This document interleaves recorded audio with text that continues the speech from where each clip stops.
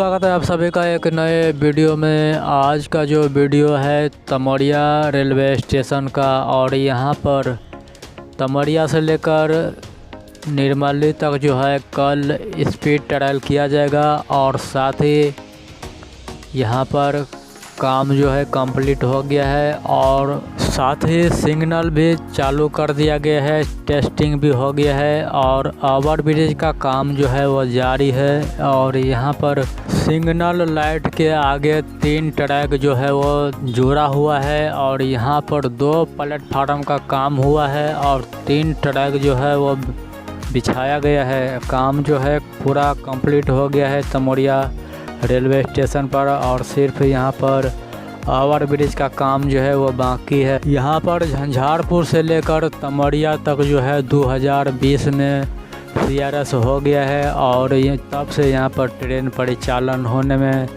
तारीख बदल रही है। और कल जो है स्पीड ट्रायल किया जाएगा और इसके बाद जो है CRS का डेट आएगा। रेल प्रशासन द्वारा इनका सूचना दे दिया गया है कि निर्मली से लेकर तमरिया तक जो है वो CRS किया जाएगा, और इनका पेपर जो है वो रेलवे स्टेशन पर चिपका दिया गया है। और रेलवे प्रशासन द्वारा जो कहा गया है कि बच्चे को और गाय मवेशी को जो है वो ध्यान देने के लिए कहा गया है। और कल जो है निर्मली से लेकर तमरिया तक जो है वो स्पीड ट्रायल किया जाएगा, और इसके बाद जो है CRS का डेट आएगा।